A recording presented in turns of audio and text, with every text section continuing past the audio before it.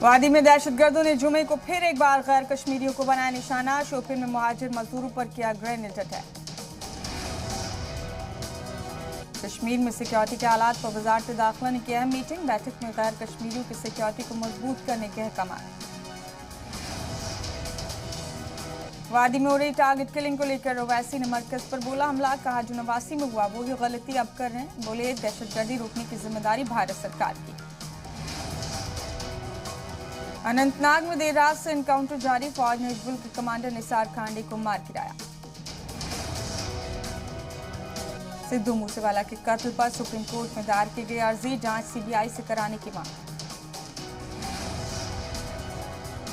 कर्नाटक के मंडिया जिले में जामा मस्जिद को लेकर तनाजा बढ़ा। मस्जिद में हनुमान मंदिर होने का किया जा रहा है दावा। हैदराबाद में नाबालिग से रेप के मामले में 5 मुलजिमीन गिरफ्तार। मुलजिमीन में 3 नाबालिग भी शामिल।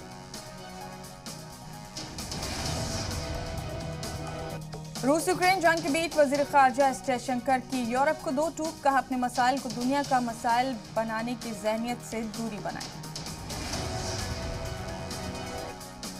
राज ठाकरे की 5 जून की अयोध्या यात्रा को लेकर तैयारियां शुरू। अयोध्या यात्रा के लिए पुणे में फॉर्म भरवाया जा रहा है। मनी लॉन्ड्रिंग केस में झारखंड के माइन सेक्रेटरी की बड़ी मुश्किलात। पूजा सिंघल को 8 जून तक अदालती हिरासत में भेजा गया। सिंह केजरीवाल के वजीर सत्येंद्र जैन की बड़ी मुश्किलें। 9 जून तक ईडी कस्टडी में भेजा गया। दिल्ली बीजेपी रियासती सदर राजेश गुप्ता ने आम आदमी पार्टी को डूबता जहाज बताया। कहा केजरीवाल सरकार ने होर्डिंग्स में बड़े बड़े अस्पताल खोले।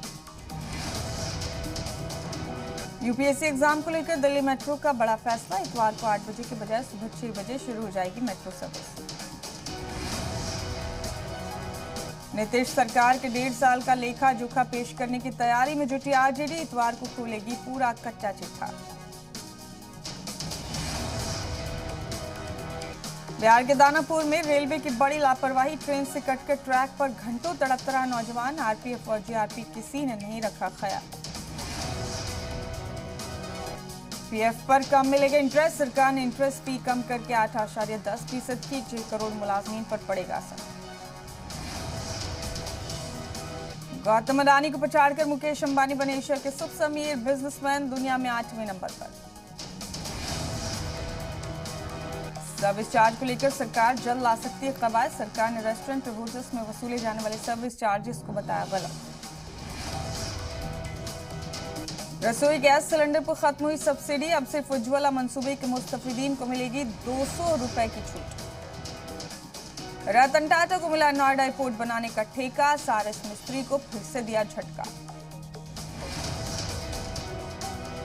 नॉर्वे शतरंज टूर्नामेंट में विश्वनाथ आनंद का जलवा। क्लासिकल तबके के तीसरे राउंड में चीन के वांग हाओ को हराकर दर्ज की लगातार तीसरी जीत।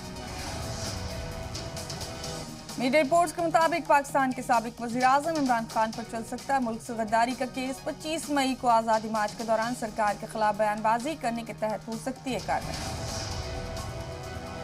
रूस यूक्रेन जंग के 101 दिन। जंग के 100 दिन पार होने पर यूक्रेन के सदर ज़ेलेंस्की ने जारी किया वीडियो।